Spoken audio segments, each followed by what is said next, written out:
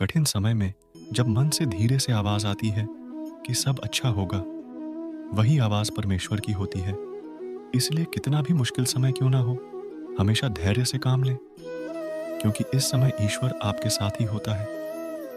गीता में श्री कृष्ण कहते हैं कि बढ़ती आयु हर व्यक्ति को इस बात का एहसास कराती है कि उसे किन चीजों को महत्व देना चाहिए और किन्हें नहीं। एक समय के बाद मनुष्य को एहसास होता है कि उसने व्यर्थ ही उन लोगों को महत्व दिया जिनका उनके जीवन में कोई योगदान था ही नहीं।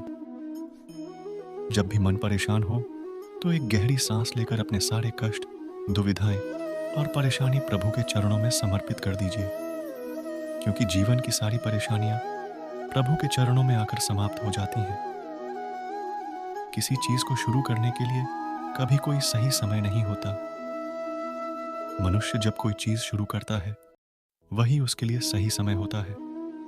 जो मनुष्य सही समय के इंतजार में रहता है, उसके लिए सही समय कभी नहीं आता और वह कभी भी अपने काम को शुरू नहीं कर पाता। हर व्यक्ति को अपने क्रोध पर काबू करना चाहिए। क्रोध आने पर व्यक्ति का खुद पर नियंत्रण नहीं रहता है और वो आवेश में आकर गलत काम कर बैठता है। क्रोध मानव के विनाश का कारण होता है। किसी के वर्तमान को देखकर उसके भविष्य का मजाक मत उड़ाओ, क्योंकि समय में इतनी शक्ति है कि वो कोयले को भी धीरे धीरे हीरे में बदल देता है। मन को नियंत्रित नहीं करते हैं, उनके लिए वह शत्रु के समान कार्य करता है। परमात्मा कभी किसी का भाग्य नहीं लिखते हैं। जीवन के हर एक कदम पर हमारी सोच, हमारा व्यवहार और हमारा कर्म ही हमारा भाग्य निर्धारित करते हैं। बीते कल और आने वाले कल की चिंता करना व्यर्थ है, क्योंकि ना बीते हुए कल को बदला जा सकता है और ना आने वाले कल को देखा जा सकता है। मानव को वर्तमान का आनंद लेना चाहिए। भूतकाल में बीते घटनाओं को सोचकर एवं आने वाले कल की चिंता करके मनुष्य वर्तमान के सभी पलों को व्यर्थ गुजार देता है। व्यक्ति जो कर्म कर रहा है, वह पाप है या पुण्य, यह कार्य को करते हुए देखकर नहीं कहा जा सकता।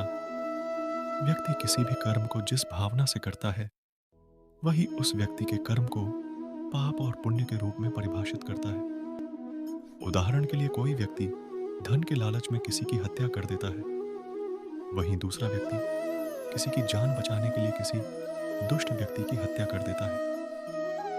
यहाँ दोनों व्यक्ति के द्वारा किसी की हत्या की गई है, दोनों का ही कर्म समान है, लेकिन दोनों का कर्म पाप का भागीदारी नहीं है। लूट के उद्देश्य से हत्या करने वाले व्यक्ति का कर्म पाप का भागीदारी होगा, लेकिन किसी के जान बचाने के उद्देश्य दुष्ट व्यक्ति की गई हत्या पाप की श्रेणी में नहीं आएगा। आशा करते हैं कि श्री कृष्ण का यह ज्ञान आपके जीवन में सकारात्मक परिवर्तन लाएगा। मिलते हैं अगले वीडियो में। जय श्री कृष्ण।